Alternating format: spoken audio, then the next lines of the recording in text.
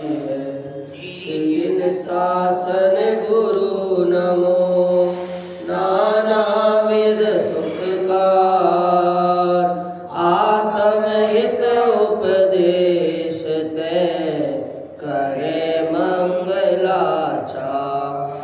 सुहे जिन शासन में आत्मानुशासन श्रुत जाके दुख हारी सुखकारी साची शासना। जाको गोल भद्र करता गोल भद्र जाको जानी भद्र गोल करत उपासना। ऐसे सारे शास्त्र को प्रकाश अर्थ जीवनी को बने उपकार नाश मिथ्या भ्रम वासना। ताते देश भाषा करी अर्थ को प्रकाश करो जाते मन बुद्धि हुके होते अर्थ भाषना। जाते मंद बुद्धि होके होते अर्थ भाषना। लक्ष्मी निवास निलयम विलीन विलयम निधाय हृदिवीरम। आत्मानुशासन महम वक्षे छाय भव्याना। जो लक्ष्मी के निलय रूप उन अविनाशी प्रभु को धार। ग्रंथ रचो आत्मानुशासन भव्य जनों को है शिव का। आत्मानुशासन नामक ग्रंथ गुणभद्राचार्य द्वारा जो लिखा गया है वो अपने विगत दिवसों से इसकी चर्चा अपने बीच में चल रही है, जिसमें अपन ने काफ़ी चर्चा की और अभी सम्यक्त तक की चर्चा अपनी हो गई कि सम्यक्त के भेद कितने हैं, कौन कौन से हैं।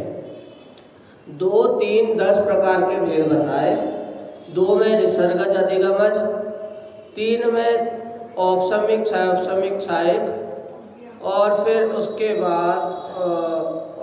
बाद 10 वेदों में ये 10 वेदों में आज्ञा आदि सम्यक्त के भेद, ये सारे भेद बताए और बाकी विस्तार से अपनी बहुत चर्चा इस पे हुई। अब कि सम्यक्त की प्राप्ति होने के बाद ही सारे कार्य सफल माने जाएंगे। अपने बीच में इसका भी बहुत देखने को कहें तो बहुत ज़्यादा चीज़ें हैं, बहुत ज़्यादा उदाहरण इसके संबंध में अपन ने प्रथमानी योग में पढ़े ही हैं। सबसे प्रथम उदाहरण श्रद्धा में लें तो अंजन चोर का है। क्या कि भाई उसको णमोकार मंत्र भी उसने अशुद्ध बोला, परंतु वहाँ पर ऐसी कोई शिक्षा ना ले कि णमोकार मंत्र कैसे भी बोले। लगता तो महापाप है यदि मंत्र को गलत बोलेंगे तो। संजीव जी गोदा प्रवचन में बोल रहे थे एक बार कि णमोकार मंत्र में जितनी मात्रा है, जितने शब्द हैं और जिस प्रकार का उसका छंद है, गाता छंद है, तो उस प्रकार ही णमोकार मंत्र को बोलना चाहिए, वरना असरदायक नहीं है। कैसे कि भाई कोई मंत्र अगर सांप के जहर उतारने के लिए बोल रहे हैं और उसमें मंत्र में मात्रा कम या ज़्यादा हो जाए तो वो मंत्र निरर्थक हो जाता है, कुछ काम का नहीं या उल्टा असर कर देता है। उसी प्रकार णमोकार मंत्र को भी भले अपन कैसे भी, वो गाना हो गया क्या, णमो णमो णमो, अरे णमो णमो क्यों इतनी बार णमो णमो, उसमें आते ही नहीं है। ओम भी लगा देते हैं तो ओम में भी वो मंत्र विकार हो जाता है, शुद्ध नहीं रहता। तो इसीलिए जिस प्रकार का मंत्र है उस प्रकार का मंत्र बोलना चाहिए, वरना घोर पाप का बंध होता है। तो हम यहाँ पर अंजन चोर ने तो बिल्कुल णमोकार मंत्र को अशुद्ध नहीं बोले, तो णमोकार मंत्र उसने बोला ही नहीं, बिल्कुल ही गलत बोला है, जिसमें अरिहंत परमेष्टि आदि 5 परमेष्टियों को नमस्कार नाम की कोई चीज नहीं है। परंतु वहां पर उनकी श्रद्धा, अंजन चोर की श्रद्धा को दर्शाया कि जिस प्रकार अंजन चोर को श्रद्धा थी किस पे, कि सेठ ने जो वचन बोले वो बिल्कुल श्रद्धा करने लायक है, उसके अलावा और कुछ नहीं। आणम ताणम कछु न जानम, सेठ वचन प्रमाणम। आणम ताणम में कुछ नहीं जानता, लेकिन जो सेठ ने कहा है उन्हीं वचनों को धारूंगा। सेठ वचन प्रमाणम, और उनके ही वचन प्रमाण हैं। ऐसी श्रद्धा से उसे आकाशगामिनी विद्या आदि प्राप्त हुई। अब इसी में भी ये कह रहे हैं कि यदि श्रद्धा नहीं होगी तो ये कैसे मान पाओगे कि सुख होने का उपाय यही है। अगर पूर्ण शुद्धि नहीं होगी तो पता कैसे चलेगा कि इस शुद्धता से पूर्ण सिद्धि होती है। जहाँ पूर्ण शुद्धि है वहाँ पूर्ण सिद्धि होगी ही होगी। लेकिन उस शुद्धता से हटकर, विशुद्ध परिणामों से हटकर जो भी कार्य कर रहे हैं वो सारे शुभ कार्य सम्यक्त में बाधा है, सम्यक्त का कारण नहीं है। तो सर्वप्रथम सम्यक्त होना जरूरी है, ऐसा बता रहे हैं। अपन एक बार उस श्लोक का पाठ करें। कौन सा श्लोक था वो? 15वां श्लोक था, पेज नंबर 16। समबोध व्रत तपसाम पाषाणस्येव गौरवं पुंसः पूज्यं महामणिरिव तदेव सम्यक् संयुक्तम्। रसम ज्ञान चारित्र और तप पाषाणों के भार समान, किंतु यदि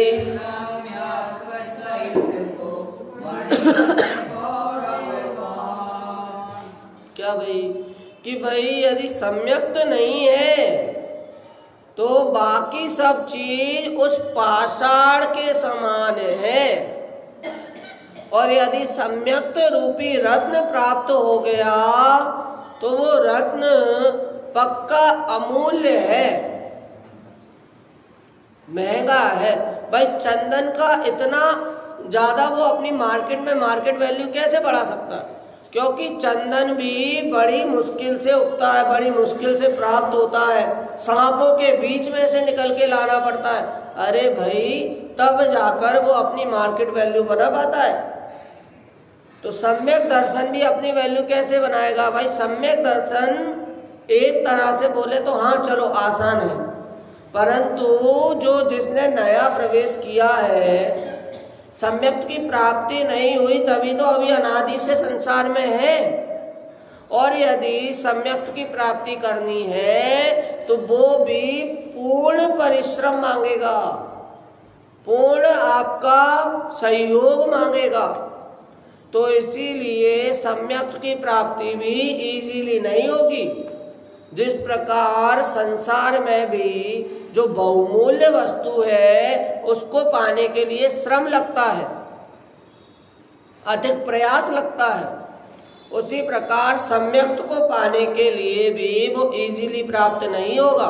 भाई भव के दुख दूर कर रहा है और वो आपको ऐसे ही हाथ पे आ जाए, ये वाली बात भी यहाँ पर नहीं लेना। क्यों? क्योंकि इसके भी बहुत पहलू हैं। जैसे अपनी चर्चा हो चुकी कि प्रकरण और प्राकरणिक, कि प्रकरण अगर आएगा, ऐसा प्रकरण आएगा कि तुझे दुकान पे बैठना है, व्यापार चलाना है, लेकिन वहां पर तू दुखी होते रहे, अरे हम नहीं कर पाएंगे, ऐसे ऐसे कपड़े, जीन्स, फटे वाले जीन्स कैसे बेचे? दुकान पे बैठ के आलू के चिप्स हमें बेचने पड़ रहे, ऐसी ऐसी लहसुन का मसाला उसमें डला रहता है कुरकुरों में, वो हमें बेचना पड़ रहा। अरे भाई, यदि उसमें सुख और दुख दोनों ही लेना, सुख भी लेना और दुख भी लेना, यदि सुख और दुख तुम मानोगे, हम मानेंगे, तो इसका मतलब क्या कि अपन उस प्रकरण में प्राकरणिक बन रहे हैं, और जहां पर प्राकरणिक बन गए वहां पर सम्यक्त्व में बाधा आ गई। राम जी ने भी युद्ध किया तो भी वो वहां पर सम्यक दृष्टि कहलाए, युद्ध करते समय भी सम्यक दृष्टि कहलाए। हाँ, वो छाए सभी को तो अपन लगाएंगे, लेकिन एक अभी जो उस संबंध में पकड़े हैं तो वो उसमें सुख और दुख की अनुभूति जिन्होंने की, वहां पर वो प्राकरणिक बन गए, और यदि प्राकरणिक बन गए तो सम्यक्त्व में बाधा आ गई। भरत चक्रवर्ती बाहुबली युद्ध के समय भी सम्यक दृष्टि थे। क्यों? क्योंकि बाहुबली को या भरत को मजा आने लगा युद्ध में, तो इसका मतलब वो प्राकरणिक बन गए और सम्यक्त उनको नहीं हुआ, तो उस समय भी उनको सम्यक्त की प्राप्ति थी, अर्थात वो प्राकरणिक उस समय नहीं थे। अरे अपन पढ़ते तो जरूर है कि भरत चक्रवर्ती और बाहुबली के बीच बहुत युद्ध हुआ, बहुत घमासान युद्ध हुआ, ऐसा युद्ध हुआ, गुस्सा आ गई, क्रोध आ गया। अरे भाई, छोटे दादा प्रवचन में कहते हैं ये फालतू की मन गढ़ंत कल्पनाएं बन गई हैं कि इतना राग द्वेष होने के बाद युद्ध हुआ, इतनी गुस्सा आने के बाद। सम्यक दृष्टि को गुस्सा आ रही है, ये कहाँ तक शोभता है? तो ऐसी तो कहानियां कथाएं हैं, परंतु उन कथाओं को श्रोता या पाठक को पढ़ने के अनुसार बताया गया है। ऐसा उसको सर्वथा मत लेना कि उनको द्वेष या राग बिल्कुल ही हो गया था, बिल्कुल ही द्वेषी हो गए थे। क्यों? क्योंकि उनकी जो वैराग्य लिखा हुआ है, एक बार उसको पढ़ना और उसमें साफ साफ लिखा हुआ है ऐसा कोई युद्ध का वो हुआ नहीं था जितना बाकी सागा कथाओं में या कहानियों में अपन को देखने को मिलता है। वो तो वैराग्य में था। इस प्रकार वहां पर चर्चा आई। भरत का अंतर्द्वंद जो नाटक हुआ उसमें क्या हुआ था? मात्र मिसअंडरस्टैंडिंग थी कि भाई उसने, भरत ने जो बोला वो बाहुबली के कान में अलग कुछ आया, और बाहुबली ने जो बोला वो भरत के कान में अलग कुछ आया। ऐसी मिसअंडरस्टैंडिंग होने के कारण युद्ध हो गया। भरत को लगा बाहुबली युद्ध की बोल रहे हैं, बाहुबली को लगा कि भरत युद्ध की बोल रहे हैं। हालांकि दोनों ने युद्ध की बोली नहीं थी, वो तो जो मंत्री थे, सेनापति थे, उनके द्वारा जो बातें पहुंच रही थी, तो ऐसा लग गया कि भाई युद्ध के लिए दोनों एक दूसरे को बोल रहे हैं, परंतु ऐसा उनके अनुसार तो बिल्कुल नहीं था। तो ऐसे ही सम्यक दृष्टि के लिए तो भाई प्राकरणिक ना बने, वही सम्यक दृष्टि है। यहाँ पर क्या बात आई? समबोध व्रत तपसाम पाषाणस्यैव गौरवम पुंसा। क्या कि भाई जितने भी कार्य कर ले, समबोध व्रत तपसाम, क्या नीचे देखो, प्रशम, ज्ञान, चारित्र और तप पाषाणों के भार समान है, और किंतु यदि सम्यक तो सहित तो मणिवत गौरववान है। यदि पाषाण के नीचे मणि छुपी है और वो पाषाण पे खड़े होकर और बैठकर ये समझे कि भाई मैं तो मणि के ऊपर खड़ा हूं और उस पाषाण को बेच के आ जाए, तो उसको कुछ नहीं मिलेगा। परंतु पाषाण के नीचे जो मणि है, यदि उसे प्राप्त कर लेगा तब वो कार्यकारी है। तो उसी प्रकार जब सम्यक्त की प्राप्ति हो गई, तब जाकर ये जो चीजें हो रही हैं वो सब कार्यकारी है, अन्यथा सब पाषाण के समान है, ऐसा मानना। आगे इसका अर्थ एक बार देखते हैं। पुरुष अर्थात आत्मा का मंद कषाय रूप उपशम परिणाम, शास्त्राभ्यास रूप ज्ञान, पापों के त्याग रूप चारित्र और अनशनादि रूप तप का महत्ता पत्थर के बोझ समान है, अर्थात विशेष फलदायक नहीं है। किंतु ये सब यदि सम्यक सहित हो तो महामणि के गुरुत्व के समान पूजनीय है, अर्थात बहुत फल के दाता है और महिमा योग्य है। जो सम्यक एक प्रकार से देखें तो चारित्र आदि जो भी चीजें होती है सम्यक्त के बिना अर्थात श्रद्धा के बिना, तो उनको याद रखना पड़ता है। कैसे कि भाई आज अष्टमी, आज व्रत करना है, आज उपवास करना है, ऐसा बाउंडेशन या बोझ होता है, तो उसके लिए उसको पत्थर के समान का। लेकिन यदि सम्यक तो होता है तो ये सब क्रिया सहज रूप में होती है। मुनि राजों को 10 धर्म पालने पड़ते हैं क्या? नहीं, पालने नहीं पड़ते, उनके 10 धर्म पल जाते हैं। क्यों? क्योंकि श्रद्धा का विषय है, उनको श्रद्धा है, सम्यक तो है, इसलिए उनके सहज रूप में पल जाते हैं। उनको जानबूझकर ये नहीं करना पड़ता, ईर्यापद समिति नहीं करनी पड़ती है, उनको जानबूझकर मिष्ट वचन और अच्छे वचन नहीं बोलने पड़ते, उनके हो जाते हैं। क्यों?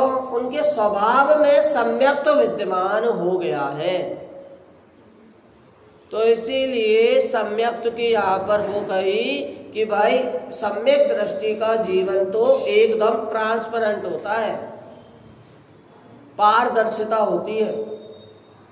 ऋषभदेव, राजा ऋषभदेव से उनकी माँ ने पूछा, क्या पूछा कि भाई पुत्र की शादी का समय हो चुका है, बात हो रही थी पिता माता के बीच, और दोनों को लग रहा था कि नहीं इस भव में तीर्थंकर है, मोक्ष जाने वाले हैं, शादी की पूछेंगे तो मना करेंगे, मनाना पड़ेगा। लेकिन वहां पर माँ गई और पूछा, बेटा समय हो गया, मतलब उम्र हो गई है शादी की, विवाह की। तो ऋषभदेव ने बोल दिया हाँ, राजा ऋषभदेव ने हाँ, एकदम हाँ बोल दिया। क्या? अरे माँ भी चौंक गई, माँ इस बात पे चौंक गई। क्या? एक बार में हाँ बोल दिया? अरे इस भव में तीर्थंकर नामकरण का उदय है, कम से कम थोड़े तो नखरे खाने चाहिए थे, थोड़ा तो बोलते नहीं नहीं मुझे नहीं करनी, थोड़ा तो संसारता की असारता बताते, थोड़ा तो बोलते कि भैया इन सब में कुछ नहीं रखा। लेकिन उन्होंने तुरंत हाँ बोल दिया। अरे भाई ये सम्यक्तता है। क्या सम्यक्तता? कि भाई जो है सो स्वीकार करो। क्या सम्यक तो है? क्रमबद्ध पर्याय पूरी सम्यक तो है। जिसका जहां और जब जैसा जो कुछ होने वाला है, उसका वहां वही सब होगा, नहीं बदलने वाला है। हाँ, कि भाई जहां पर जो चीज होने वाली है उसको उसी रूप में ग्रहण करो। मतलब ऐसा नहीं सोचो कि मेरे करने से ये कार्य हो गया या दूसरे के निमित्त से मुझे हानि हुई, ऐसा बिल्कुल भी विचार नहीं। कर्मों का उदय और क्रमबद्ध पर्याय का उदय, ये सब सम्यक दृष्टि को ध्यान रहता है। नेमिनाथ भगवान और आदिनाथ भगवान, इन्होंने जो कुछ भी देखा, इनकी कथाएं सुनी, तो इन्होंने नेमिनाथ भगवान ने द्वारिका जल रहा देखा और आदिनाथ भगवान ने मारीची को महावीर बनना देखा। अब ये बताइए कि जो होना था वो उनके ज्ञान में आया या जो ज्ञान में आया वही हुआ? जो होना था वही ज्ञान में आया। क्यों? यदि नेमिनाथ भगवान के ज्ञान में आ गया कि द्वारिका नगरी जलेगी, भस्म होगी, किनके द्वारा भस्म होगी? द्वीपायन मुनि के द्वारा भस्म होगी। अरे समभ शरण में सभी थे उस समय, द्वीपायन मुनि भी थे, वो भी नगर से बाहर बहुत दूर की ओर चले गए कि भाई नहीं होना चाहिए, मेरे कारण ऐसी कार्य नहीं होना चाहिए। अरे द्वारिका नगरी वालों ने शराब बाहर निकाल दी, जो भी गलत लोग थे उनको बाहर निकाल दिया। इतना सब उपाय करने के बाद भी सहज संयोग बना, द्विपायन मुनि वहां पर पहुंचे और ऐसे संयोग से क्रोध के वश पूरी द्वारिका नगरी जल गई। कृष्ण जिसमें 10 हाथियों का बल है, ऐसे कृष्ण एक रथ को ले 4 घोड़े का रथ खींचने में असमर्थ रहे उस समय। क्यों? क्योंकि भाई जो होना था वो निश्चित था। उस समय तो कृष्ण और बलराम ने भी पूरा जोर लगा दिया। क्यों भाई? क्योंकि भाई वो ज्ञान में आया, पहले से बता दिया, तो भी उसे बदलने की कोशिश की, लेकिन तो भी बदल नहीं पाए। संजीव जी प्रवचन में बोल रहे थे कि उनके गुरु थे, या उनके गुरु नहीं थे, जयपुर में कोई रहते थे विद्वान, जैन धर्म में ज्योतिष ज्ञान भी माना है। क्या कि भाई वो हाथ देखते थे और हाथ देखकर जो बोलते थे वो सही होता था। अब उन्होंने अपनी पुत्रियों का हाथ देखा, उसमें आया कि इनकी शादी होगी और कुछ महीनों में ये इनका पति मर जाएगा। तो अब ऐसा ही हुआ। अब किसी ने प्रश्न किया कि भाई साहब आपको तो सब कुछ पता था पहले से तो इनसे शादी क्यों कराई आपने? बोलते भाई मुझे पता था, ज्योतिष ज्ञान के द्वारा पता जरूर चल गया था, लेकिन मैं बदलने में असमर्थ था। बदलने को तो जिनेंद्र भी असमर्थ है, वो भी कुछ नहीं कर सकते, मात्र जानते देखते हैं। तो इसीलिए सम्यक दृष्टि का जीवन भी मात्र जानने देखने वाला, सहज रूप में स्वीकार करने वाला होना चाहिए। सहजता होनी चाहिए। कैसी सहजता? अरे सहजता ऐसी है जैसी मस्तक पर वेणी है, प्रत्येक द्रव्य की सहज परिणति उसकी गौरव गाथा है। सहज सहज सहज जानना ऐसा है जैसा शरीर पर माथा है। कि भाई सहजता को तो सबसे ऊपर का दर्जा दिया है, और प्रत्येक द्रव्य की सहज परिणति उसकी गौरव गाथा है। कि जो भी सहजता से होता जा रहा है वो उसकी गौरव गाथा का प्रतीक है, उसके लिए उसे कुछ नहीं करना पड़ता। गौरव गाथा बनाने के लिए परिश्रम नहीं करना पड़ता, सहज रहना पड़ता है। सारी अगर आप देखो कि दुनिया में जो भी प्रवृत्ति चल रही है और जिनवाणी में देखो, वो प्रवृत्ति उससे बिल्कुल भिन्न कहलाएंगे, मतलब एकदम विपरीत वाली बातें कहते हैं और उसका सार एकदम सही है। कैसे? सीमंतर भगवान की स्तुति पढ़ी, उसमें कहा कर सीमित निज ज्ञान क्यों प्रगट्यो पूर्ण ज्ञान। भाई उन्होंने ज्ञान भी छोटा कर, सीमित कर लिया, कम जानने वाला किया, मतलब कम वस्तु को जानने वाला किया है। क्या? जो विस्तार ज्ञान था उपयोग को एक में लगाया, सीमित किया, तब जाकर उनको केवल ज्ञान प्रकट हुआ। मतलब सीमित कम जानना, ऐसे ऐसे एक एक को जानना, एक को अकेले जानना, तब जाकर केवल ज्ञान है। और लोक में अगर विश्व में देखे हैं तो कैसे ज्ञान बढ़ाने की कोशिश होती है?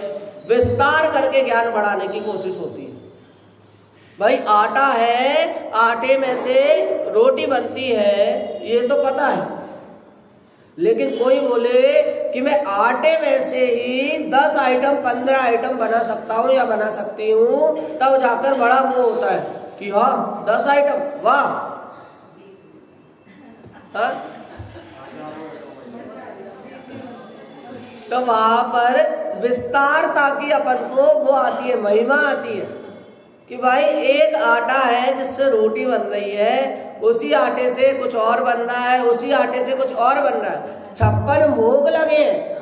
लेकिन यदि 56 भोग में मात्र यदि आटा अकेला दिख रहा है तो वो सम्यक्त है, और अलग अलग चीजें दिख रही है तो वो मिथ्यात्व। अरे भाई, अपन जब मूवी भी देखते हैं, अपन तो अपने और पास आ रहे हैं क्या संसार में, कि मूवी देख रहे हैं, उसमें यदि अक्षय कुमार किसी और चीज का रोल कर रहा है तो भी वहां पर अपन को अक्षय कुमार अलग से पता होता है कि ये अक्षय कुमार है।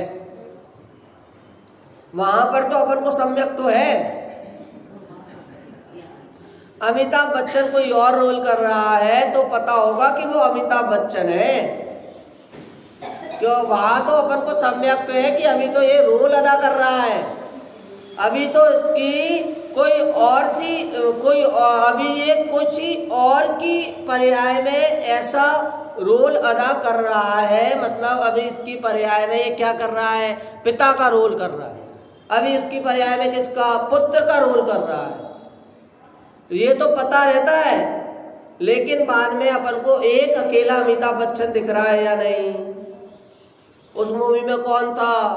वहां पर आप ये नहीं बोलोगे कि भानु प्रताप था, वहां पर अमिताभ बच्चन। क्यों? क्योंकि उसमें आपको पता है कि वो अमिताभ बच्चन अकेला है जो रोल कर रहा है। लेकिन यहाँ पर यदि अलग अलग शरीर से, अलग अलग रंग से, अलग अलग उसकी इंद्रियों से ऐसा भेद ज्ञान हो रहा है, मात्र एक शुद्ध पर्याय पर दृष्टि नहीं जा रही कि सभी आत्मा है, सभी जीव है, सभी शुद्ध है। यदि निश्चय का, इस सम्यक श्रद्धा का अगर चश्मा लगाया तो श्रद्धा में सभी आपको श्रद्धावंत दिखेंगे, और यदि यही पर्याय का चश्मा लगाया तो सभी पर्याय में दिखेंगे। तो इसीलिए चश्मा बदलने की देरी है। बाकी तो यदि श्रद्धा का चश्मा लगा लिया तो वो पाषाण भी हीरे के मणि के समान हो जाएगा जब सम्यक प्रकट हो जाएगा। भावार्थ, जिस प्रकार पाषाण और मणि की एक ही जाति है, परंतु कांति की विशेषता के कारण अधिक भार वाला होने पर भी पाषाण की महिमा नहीं की जाती, तथा अल्प भार युक्त होने पर भी मणि की विशेष महिमा की जाती है। उसी प्रकार मिथ्यात्व और सम्यक्त्व सहित क्रियाओं की जाति एक होने पर भी अभिप्राय की विशेषता के कारण मिथ्यात्व सहित क्रिया का बहुत भार वहन करने पर भी उसकी कोई महिमा नहीं होती, और सम्यक्त्व सहित क्रिया का किंचित भार वहन करने पर भी उसकी बहुत महिमा होती है। क्या भाई, इसमें भार से बताया, जैसे पाषाण ले आओ आप 110 किलो का, 125, 100 टन का, लेकिन तो भी वो पाषाण है। और मणि जो कि इतनी इतनी सी होती हैं, उनका बिल्कुल भी भार नहीं रहता, बिल्कुल भारी नहीं होती।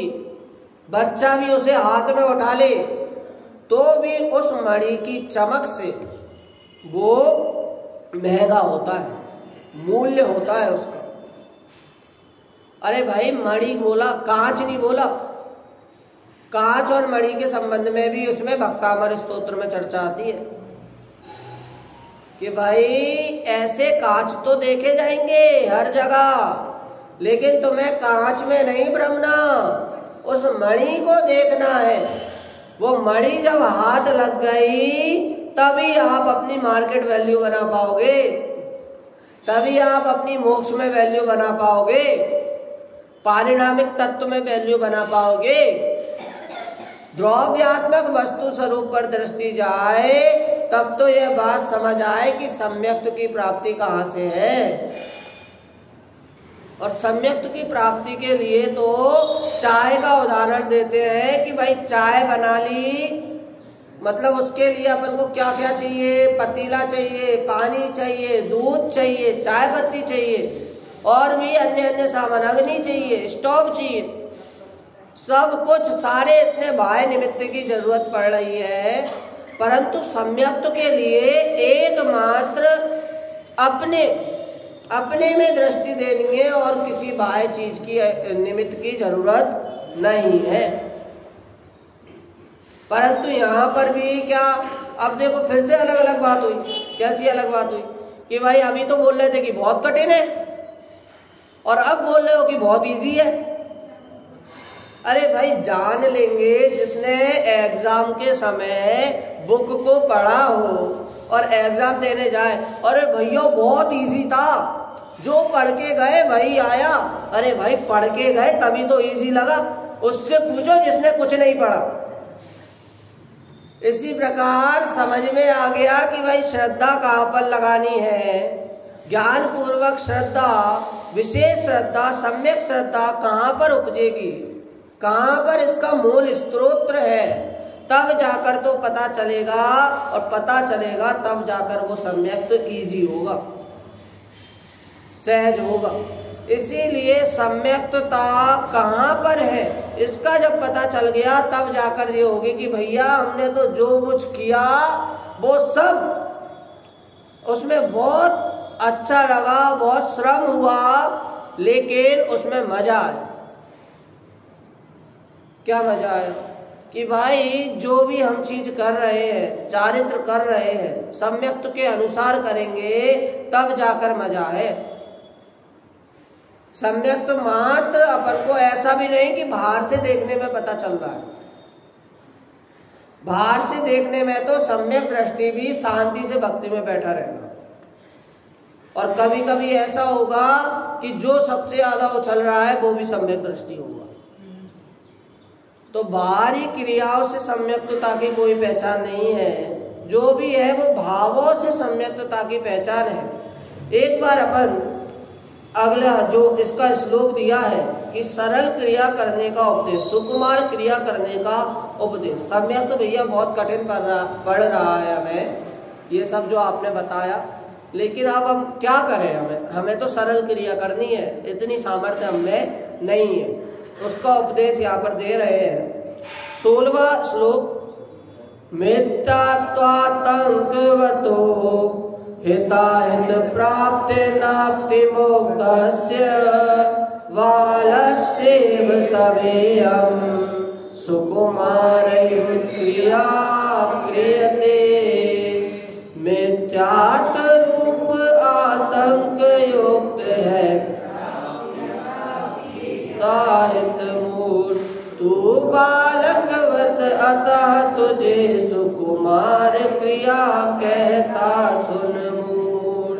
क्या कि मिथ्यात्व रूप आतंक युक्त है प्राप्ति अप्राप्ति हिताहित मूढ़। अरे भाई मिथ्यात्व है, किसके समान है, सबसे बड़ा आतंक है।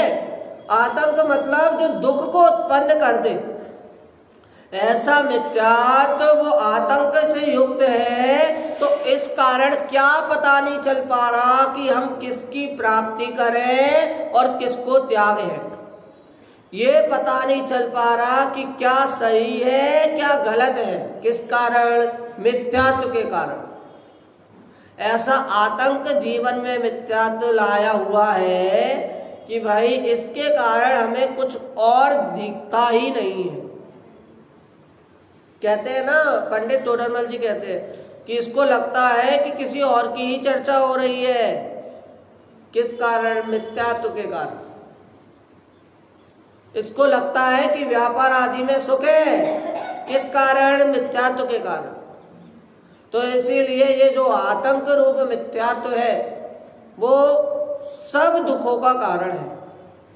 डॉक्टर प्रोफेसर वीर सागर जी वो तो बोलते हैं कि दुनिया में दो वाद है, वाद दो वाद, एक तो स्यादवाद और एक आतंकवाद। एक अनेकांतवाद, एक स्वादवाद और एक आतंकवाद। अनेकांतवाद और आतंकवाद। जो अनेकांतवादी नहीं है वो आतंकवादी। क्या आतंकवादी किस अपेक्षा, भाई मिथ्यात्व की अपेक्षा, क्योंकि मिथ्यात्व से बड़ा आतंक और कोई सा नहीं है। माइंड वॉश भी कराते हैं तो उसको ये बोलेंगे, क्या बोलेंगे, भाई जन्नत प्राप्त होगी, इससे कहां पर जाएगा, अच्छी जगह जाएगा, सुख मिलेगा। वहां पर उसका माइंड वॉश कराने के लिए भी उसके अंदर मिथ्यात्व का पोषण कराते हैं। क्यों? क्योंकि मिथ्यात्व स्वयं में एक बहुत बड़ा आतंक है, जिसके कारण ये जीव संसार में रुल रहा है। और आगे क्या होता है उससे? वालस्य तबे हम सुकुमारैव क्रिया क्रियते, कि इस प्रकार बाल बुद्धि वालों के लिए, कि भाई जिसमें ये तीनों सामर्थ्य नहीं, कौन सी? उसे पता नहीं है कि मैं दुखी हूं, उसे पता नहीं है कि सही उपाय क्या है, और उसमें सम्यक प्राप्त करने की सामर्थ्य नहीं है। ये तीन सामर्थ्य जिसमें नहीं है, उसके लिए ये सरल उपदेश दे रहे हैं कि ये तेरे लिए एकदम सरल मार्ग है, इसको धारण कर। अभी तक ये सब उपदेश दिया ना, जो शुरू का उपदेश था कि भाई मीठा कड़वा है, मीठा फल देगा, ये सब अभी तो इजी लग रहा था ना। यदि सम्यक की प्राप्ति नहीं हो पा रही, मात्र चारित्र आदि चीजें हो रही हैं, तब हो रहा है, उसका भी कह रहे हैं चिंता मत करो, घबराना मत। यदि सम्यक की प्राप्ति नहीं हो रही, कूल डाउन, ज्यादा इतने टेंशन मत लो। उसमें भी यदि विकल्प करने लगे तो और सम्यक तो दूर चले जाएगा। तो इसलिए ज्यादा विकल्प मत कर, और क्या क्या क्रिया कर कि भाई जो तू चीजें कर रहा है, भक्ति कर रहा है, पूजन कर रहा है, तो उसको छोड़ना मत।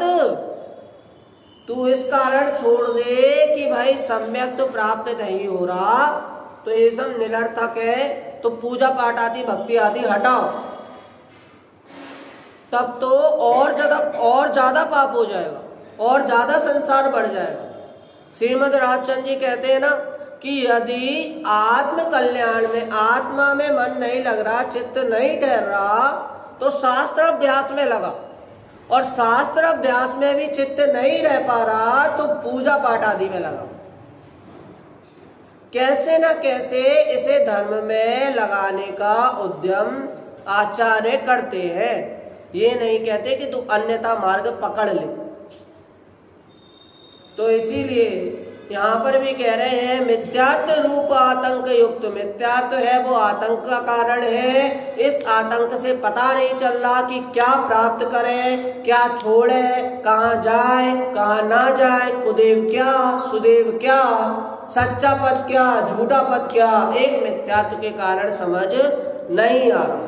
ऐसे बाल बुद्धि के लिए एकदम सरल उपाय यहाँ कह रहे हैं, एकदम सुकुमार उपाय यहाँ कह रहे हैं कि क्या उसके लिए करने योग्य है, क्या उसे इजी वे है। अर्थ एक बार अपन देखते हैं। तू मिथ्यात्व रूपी महारोग से युक्त और हित अहित की प्राप्ति अप्राप्ति में बालक के समान ना समझ है, इसलिए तुझे यह सरल क्रिया ही करने योग्य है। भक्तामर स्तोत्र में श्लोक आता है क्या, जिस प्रकार बालक चंद्रमा का प्रतिबिंब देखकर उसे लेने की कोशिश कर रहा है, कौन सा, बुद्ध्या विनापि विभूता, नहीं, बालम विहाय जल संस्थित बिंदु बिंब गोवा तरे तुमल मम्बु निधिम्ब जाओ। अरे मैंने अंत का बोल दिया है क्या कि भाई कहाँ पर, कोवा तरे तुमल मम्बु निधिम्ब जाभ्याम, मतलब कौन है, कौन ऐसा है कि जिसने प्रतिबिंब देखा चंद्रमा का और उसे प्राप्त करने की इच्छा कर रहा है, उसे पकड़ने की कोशिश कर रहा है पानी में। तो भाई वो बच्चे के अलावा, बालक के अलावा और कोई नहीं हो सकता। उसको पता नहीं है कि चंद्रमा तो भाई ऊपर है, मात्र उसका प्रतिबिंब है। तो इस जीव को भी मात्र जिसको पता ना हो कि सम्यक की प्राप्ति कहाँ है, उसके लिए कैसे श्रम, कैसे उद्यम करना है, तो वो तो इसमें ही अपना सम्यक तो समझ रहा है। किसमें, पूजा पाठ आदि में। क्या भाई पता नहीं चल रहा कि क्या प्राप्त करूं, क्या मैं छोड़ूं। वहां पर पूजा पाठ का निषेध नहीं किया, लेकिन पूजा पाठ ना करना, पूजा पाठ में रुकने का अर्थ उसने ना करना आदि ले लिया तो घोर पाप हो जाएगा। तो इसीलिए क्या करना क्या नहीं करना इसके लिए उपदेश दिया उस बालक को, उस अज्ञानी को, उस म्लेच्छ को म्लेच्छ भाषा में समझाया। भावार्थ, हे शिष्य, जैसे हित अहित को ना जानने वाले रोगी बालक के रोग का प्रतिकार कोमलता से किया जाता है, उसी प्रकार हम तुझे भी कोमल धर्म साधन का उपदेश देते हैं, क्योंकि तू मिथ्यात्व रूपी रोग सहित और हित अहित को नहीं पहचानने वाले अज्ञानी बालक के समान है। यहाँ यह आशय है कि जैसे जो पुष्ट होता है तथा हित की प्राप्ति और अहित के नाश करने का अभिलाषी होता है तथा बड़ी आयु वाला होता है, वह तो कठोर साधन भी कर सकता है, लेकिन जिसमें उक्त तीनों विशेषताएं ना हो तो वह जैसा साधन कर सके उसे वैसा ही साधन बताया जाता है। सबसे पहले तो 3 चीजें बोल दी, क्या कि जो पुष्ट हो, जैसे हो पुष्ट हो वो चीज करे, जिसमें हित की प्राप्ति और अहित का नाश का ऐसा विवेक हो वो अपने हित की प्राप्ति के लिए मार्ग में जाए। और तीसरा कि जिसकी आयु बड़ी हो, वो कम से कम बालपने में जरूर अज्ञान कर रहा था, लेकिन आयु बड़े होने के कारण एक सही मार्ग में लग रहा है तो उसके लिए का, लेकिन जिसकी ये तीनों ही चीजें नहीं है तो उसके लिए उपदेश दिया। और 3 चीज के बारे में अभी आगे कहेंगे। देखो, उसी प्रकार जो श्रद्धावंत हो, पहला मोक्ष की प्राप्ति और बंध के नाश का इच्छुक हो, दूसरा तथा बड़ी पदवी का धारक हो तो वह कठिन धर्म का साधन भी कर सकता है, ये तीसरा। बड़ी पदवी अर्थात जो श्रोता वक्ता, इसमें अपने लिए तो यही बोल रहे हैं, बाकी और बड़ी पदवी क्या, जो अविरत सम्यक दृष्टि हो, अविरत से और आगे ज्यादा बढ़ने की सामर्थ्य वाला हो, तो इसलिए उसके लिए बोला कि ऐसे बड़ी पदवी का धारक वो तो कुछ कर सकता है, सम्यक्त को समझ सकता है, सम्यक्त को प्राप्त कर सकता है। श्रद्धावंत हो वो सम्यक्त के लिए जा सकता है, अग्रसर हो सकता है। और साथ में क्या कि प्राप्ति, मोक्ष की प्राप्ति और बंध के नाश का इच्छुक हो। मोक्ष की प्राप्ति और बंध का नाश अर्थात उसको पहले तो सप्त तत्व का ज्ञान हो, तब जाकर वो क्या प्राप्त करना क्या अप्राप्त करना ये समझ पाएगा। लेकिन तुझमें ये तीनों विशेषताएं नहीं है, इसलिए तुझसे जिसका साधन होना संभव है, ऐसे सम्यक्त्वादि रूप कोमल धर्म का साधन तुझे बताते हैं। क्या कोमल धर्म बताते हैं? आगे कहेंगे भाई कोमल धर्म। देखो आप 17वें श्लोक की जो ये है, सबसे पहले जो दिया है अणुव्रत ग्रहण करने की प्रेरणा, कि भाई ये कोमल उपदेश है, धीरे धीरे कर कर तुम्हें आत्मा के सन्मुख लाते हैं। 10 प्रकार के सम्यक्त में जैसे किया कि भाई सबसे पहले तो अधिगमज अधिगमज अधिगमज बताते गए, बाद में निसर्गस तक आते आते गाढ़, अवगाढ़ और परमावगाढ़ तक लाए। वैसे ही अणुव्रत आदि बताकर छोटे छोटे व्रत अपनाओ, एक देश पाप का त्याग करो, एक देश कसाय को मिटाओ, तब जाकर पूर्ण देश पाप का नाश कर पाओगे।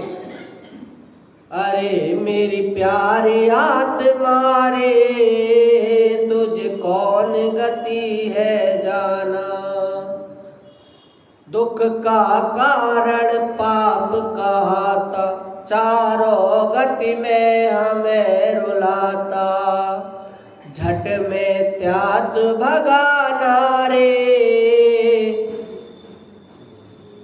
तुझ कौन गति है जाना, आगे बढ़ते ही जाना, सुख को ही पाते जाना। क्या कि भाई ये आत्मा को सबसे पहले तो जीव को जो बाल बुद्धि है उसे 5 पाप 4 कषाय आदि के बारे में बताएंगे। छोटे बच्चे को भी जब बाल बोध पड़ता है तब जाकर मात्र ये कहते हैं कि किसी का दिल दुखाना वो पाप है, वो हिंसा है, अन्यथा बोलना वो झूठ है। तब जाकर धीरे धीरे उस पाप के भेद, चोरी के भेद, ऐसे ऐसे चीजें बताते हैं। झूठ बोलना मात्र कुछ का कुछ कह देना नहीं, लोक मूर्ता आदि चीजों के बारे में ज्ञान कराते हैं। अब धीरे धीरे लेवल बढ़ेगा। उसी प्रकार यहाँ पर भी बाल बुद्धि का धीरे धीरे लेवल बढ़ाते हैं। सबसे पहले तो अणुव्रत आदि ग्रहण करना, उसके बाद सम्यक्त के पद पे अग्रसर तुम हो पाओगे। अर्थात सबसे पहले एक देश पाप का त्याग करना, संपूर्ण पाप का त्याग नहीं हो पाएगा। अरे जो व्यसनी जीव है, जो निरंतर गुटखा आदि खाते हैं, स्मोक करते हैं, शराब पीते हैं, तो उनका भी कोई एकदम से त्याग नहीं करा देता। नशा मुक्ति केंद्र में एकदम से सारी चीजें नहीं हो पाती, धीरे धीरे कर कर हो पाती है। तो इसी प्रकार जब बुरे काम को तुम धीरे धीरे कर कर छोड़ रहे हो, तो जो अच्छा कार्य है उसके लिए तो धीरे धीरे भी करना पड़ेगा। अरे भाई बड़े पंडित जी थे, वो तो कह रहे थे, हम लोग मतलब ग्वालियर गांव में तो रामायण जाते रहते थे। तो रामायण में जब मैं गया तो जानते थे वो, तो पूछ रहे थे कि तुम्हारी संगति कैसी है। मैंने बोला अच्छी भी है बुरी भी है। अच्छा तुम ये मानते हो कि बुरी संगति में बुरे बनते? मैंने हाँ ऐसा है, तो अपन को बुरी संगति नहीं करनी चाहिए। बोलते तुम तो अच्छे हो, तो तुम अपनी संगति में उन्हें अच्छा क्यों नहीं कर पाते? तो इसी प्रकार भाई सम्यक्त तो अच्छा है, अब धीरे धीरे जब संगति करोगे अणुव्रत आदि की, तब जाकर तो तुम सम्यक्त तक पहुंचोगे। तो इसीलिए उसको सरल मार्ग बताते हैं और सरलता से कठिनता की ओर ले जाएंगे। अब इस प्रकार अपन अगली बात इसकी जो 17वें श्लोक से बात शुरू होगी सरल मार्ग की, उसकी चर्चा कल करेंगे। आज की वाणी को यहीं समाप्त।